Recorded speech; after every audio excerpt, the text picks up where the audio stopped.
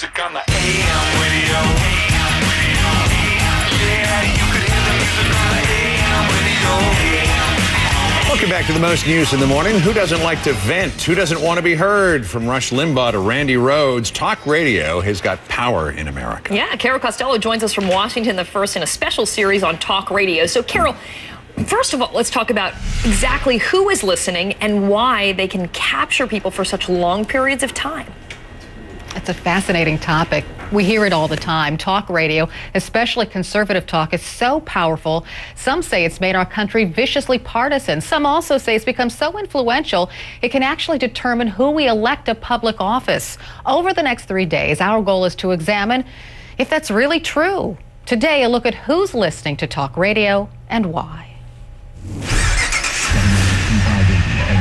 WHP580.com. Now, back to Bob Durkin on WHP 580. It's 3 o'clock Wednesday afternoon, and Ira Wagler, a self-described libertarian, is finishing up his workday with WHP's conservative talker, Bob Durkin. What kind of rules What do you like about him? Oh, Bob is a fireball. I really like him. He gets things stirred up locally. Boring, everybody. Nobody cares. I don't understand it. I'm sorry to bust your bubble here, okay? I don't understand it. Nobody understands it except you. Loves to go off on tangents. I love to listen to him. I agree with, most, not everything he says. By the time Durkin's show hits the airwaves, Wagler has already been listening to WHP's all-conservative lineup for more than 8 hours. R.J. Harris in the morning. That's what America's about. Then Glenn Beck. America has made a difference. Rush Limbaugh. All of this is just absurd. Bob Durkin. They're all liberal to begin with. And Michael Savage. Go whine in the streets and leave me alone. It's the kind of intense loyalty conservative talk radio attracts far more than liberal talk. 10 of the top 11 radio talk shows are conservative. The king? Rush Limbaugh, with 15 million listeners. It's all fake. With the Obama crowd, nothing is real. It is all a lie. Psychiatrist Gail Salt says Limbaugh's style appeals to those who feel they have no voice. He's essentially kind of operating like the bully. And if you're on the playground, do you want to be the bully's, under the bully's wing and go along with him and get, therefore, some power by proxy too? Or do you want to be left out alone on the playground where, who knows who's going to take you out? Salt says conservative talkers are more popular than liberal talkers because they attract the kind of person who likes strong, aggressive messages. Hi, WHP. Glenn, hi. WHP's Bob Durkin. The average conservative is an A personality. The average liberal is a B personality. And B personalities generally are more compassionate, more low key, more. I say you're making those things sound bad. What's wrong with compassion? That's nothing's wrong with. I'm compassionate. I'm just saying that's what their priorities are, and they're boring.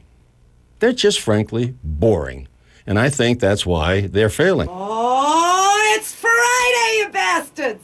Randy Rhoads, who many consider a liberal talker, says bull. She says liberals may have more empathy than conservatives, but the reason they don't passionately listen to liberal talk radio is access. 91% of talk radio is conservative. According to Talkers Magazine, liberal talkers fill just 9% of the nation's news talk radio on the commercial dial. Change that, Rhoads says, and liberal listeners would listen just as much. You got to realize that people are listening for 2 reasons. One, they have no choice, and they might just love talk radio, like me. I just love it. And the other thing is they love to be angry. That angry part is something Ira Wagler can relate to. I trust no politician in this world, and that includes Republican and Democrat. I know what I believe. You show me where I'm wrong, I'll consider it. Since many say more people listen to conservative talk radio, a little bit more about those listeners. They are mostly conservative, better educated, and more affluent than the typical listener, and they are engaged politically. According to Talkers Magazine, 74% vote. In light of that, does that make talk radio powerful politically? We're going to examine that issue tomorrow, John and Kieran. Carol, you talked about this issue of access, 91% of the airwaves being taken up by conservative talk radio and 9% liberal. But are liberal listeners as loyal as conservative listeners are? Well, it depends on what you consider a liberal talk show or something that leans more liberal in what you listen to. Let's say, of course, conservative talkers compromise most of the AM radio dial, but FM radio doesn't. Some people consider NPR liberal. NPR gets 20 million listeners. That's more than Rush Limbaugh. So it's all in how you look at it. We're going to examine this issue much more tomorrow and Wednesday. All right, looking forward to it, Carol. Great story.